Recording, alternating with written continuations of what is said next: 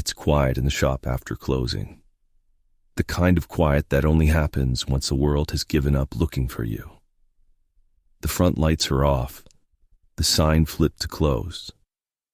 Outside, rain drags slow fingers down the window. Inside, the back room hums softly with the warmth and low ache of leftover energy. You're leaning against the counter when I finally step out from the back room. Jacket off, sleeves rolled. That look on your face like you're trying to decide something you already want.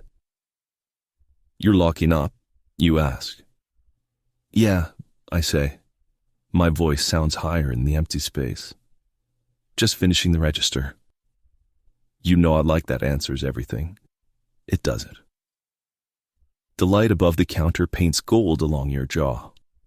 You look tired in a way that makes my chest tighten. Not worn down, just open, unguarded. "You always work too late," you say. "You always notice," I say. That earns me a small smile. The kind you try not to give. The rain outside gets heavier. Neither of us moves. "You waiting for it to stop?" I asked. You glance at the window and back at me. Maybe. When I step closer, the air shifts. It always does. Like the room leans in to listen.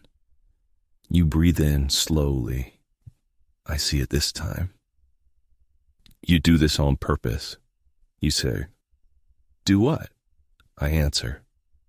"Stand that close and pretend it's nothing." I'm close enough now to feel the heat of you. Not touching. Not yet.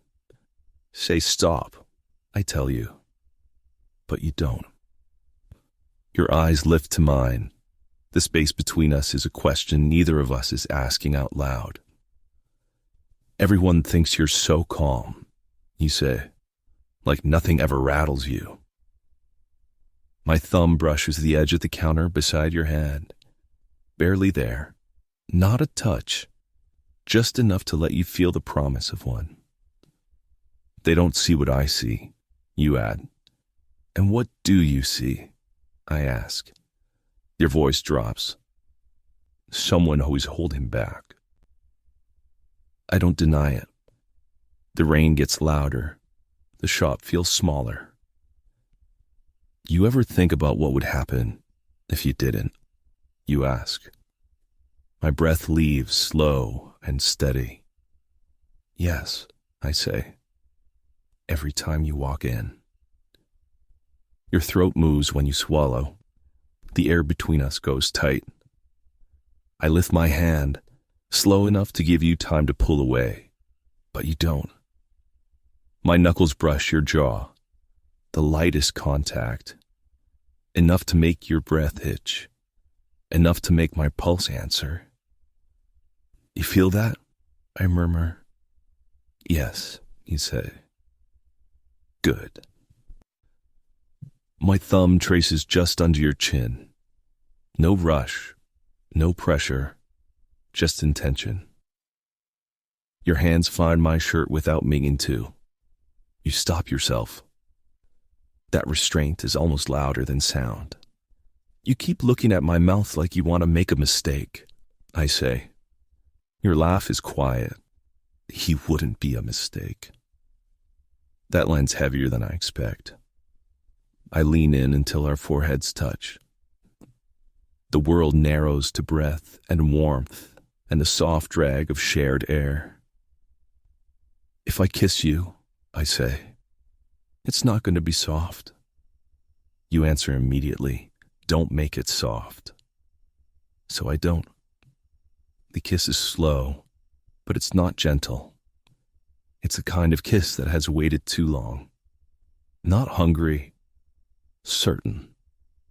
Your hands curl into my shirt now, and this time you don't stop yourself. For a few seconds, the shop doesn't exist. The rain doesn't exist. There is only the heat of your mouth and the quiet sound you make when I deepen the kiss. When we finally break apart, your forehead rests against my chest. "You're dangerous," he said. My hand settles at your waist, solid, steady, claimed without force. So are you, I answer. Silence stretches, comfortable, charged. The rain begins to slow. You walk me home. You ask softly. I was planning on it, I say. You look up at me with the same open expression, even if it starts to rain again. I smile, slow and certain, especially if it does. Your fingers squeeze once at my side. Agreement. I turn off the last light, lock the door, and step into the night with you beside me. The world feels different, but nice, to finally step into it together.